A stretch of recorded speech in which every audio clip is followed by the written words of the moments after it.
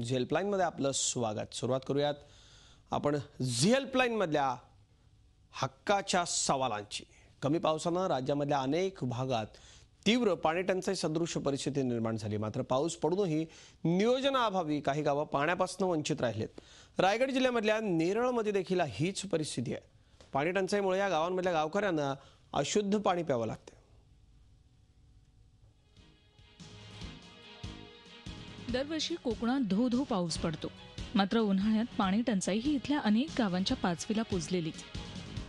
त्याला कारण म्हणजे पाण्याच्या नियोजनाचा अभाव। नेरळजवळच्या कोल्हारे गावातही अशीच परिस्थिती आहे। काही वर्षांपूर्वी इथे मोठा गाजावाजा करत भारत निर्माण स्वजलधार योजना राबवण्यात आली। कोल्हारे, बोपेले, रामकृष्णनगर या गावांची पाणी टंचाई दूर करणं हा या योजनेमागचा हेतू होता। ग्रामविकास विभागाच्या माध्यमातून पाणी योजनेसाठी तब्बल 50 लाख रुपये खर्च करण्यात आले।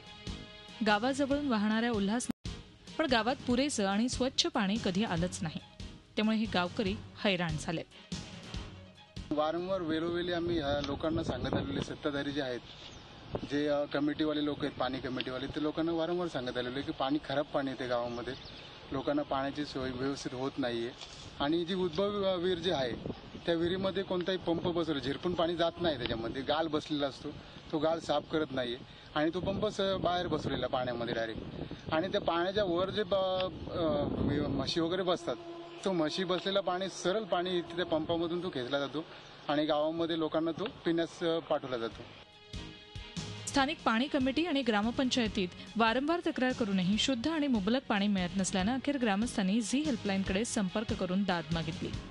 ग्रामस्थांच्या तक्रारीची दखल घेत झी हेल्पलाईनची टीम तातडीनं कोल्हारे गावात पोहोचली आणि या योजनेची पाहणी केली। कोल्हारे गावासाठी जी पाणी योजना राबवली त्यात भ्रष्टाचार झाल्याचा आरोप ग्रामस्थांनी केलाय। विहीर बांधताना चुकीचं ठिकाण निवडलं आणि त्यामुळे विहिरीत पाणी साठत नाही, असा आरोप ग्रामस्थांनी केलाय। शुद्ध पाणी मिळावं म्हणून पाणी साठवणूक टाकीजवळ जे वॉटर फिल्टर बसवणं गरजेचं असतं ते फिल्टरच नसल्यानं गावाला अशुद्ध पाणी पुरवठा सुरू आहे। या गावांना पुरवण्यात येणारं पाणी अशुद्ध असल्याचा अहवाल जिल्हा आरोग्य प्रशासनानं दिलाय। मात्र तरीही याकडे पाणी पुरवठा कमिटी दुर्लक्ष करत होती। शिवाय तक्रार करणाऱ्या ग्रामस्थांना दमदाटी आणि दबाव तंत्राचा वापर केल्याचा आरोपही या ग्रामस्थांनी केलाय। पाणी आम्हाला अजिबात येत नाही, थोडं पाणी येतो, तो पण असं म्हणजे चांगलं पाणी येत नाही, आम्हाला खराब पाणी येतो। लोकांच्या भीतीमध्ये काही नाही बोलत। आता तुम्ही जर आता आमचा या घेतला, आता मला भीती आहे का उद्या ती मला मारतील का काय बोलतील, ती भीती वाटते ना, मग कोण बोलेल, सगळीच कशी बोलतील। अशुद्ध पाणी लोकांना पाजून लोकांच्या जीवाशी हे खेळ करतात। वेळोवेळी वारंवार सांगूनही पाणी कमिटी ऐकत नाही आणि ते काय तर सांगायला गेलं तर शिवेगाळ आणि भानगडीवरती येतात।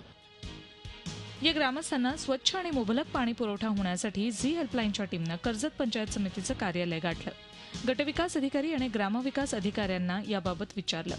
त्यांनी याबाबत तातडीनं दखल घेतली आणि या गावांना स्वच्छ पाणी पुरवठा करण्याबाबत तातडीनं कार्यवाही करण्यात येईल असं आश्वासन दिलं। त्यांनी त्याची दखल घेऊन प्रथम म्हणजे डायरेक्ट पाणी नदीतून उचलत असल्यामुळे घट्टी त्यांनी क्लोरोवॅट पुरवण्याची व्यवस्था केलेली आहे। गटविकास अधिकारी कर्जत पंचायत समिती यांनी प्रत्यक्ष पाहणी करून ग्रामपंचायतीला ज्या काही सूचना केल्या होत्या त्या सूचना आम्ही पाणीपुरवठा समितीला केलेल्या आहेत। त्यानुसार पाणीपुरवठा समितीने पाणी हा सगळं शुद्धीकरण करून फिल्टरेशन प्लॅनमध्ये फिल्टर करून आपण गावाला पुरवण्याची व्यवस्था केलेली आहे। झी हेल्पलाईनच्या दणक्यानं ग्रामस्थांचा स्वच्छ पाण्याचा प्रश्न आता लवकरच सुटणार आहे। पण या योजनेत भ्रष्टाचार झालाय का याचाही पाठपुरावा करण्यासाठी झी हेल्पलाईननं लघु पाटबंधारे विभागाचं कार्यालय गाठलं। मात्र झी हेल्पलाईनची टीम आल्याचं कळताच इथल्या अधिकाऱ्यांनी पळ काढला। पण जोपर्यंत या प्रकरणाची चौकशी होणार नाही तोपर्यंत झी हेल्पलाईनची टीम स्वस्थ बसणार नाही। रायगडहून अमोल पाटीलसह bureau report, Zee media, Mumbai. Zee 24 तास रहा एक पाऊल पुढे।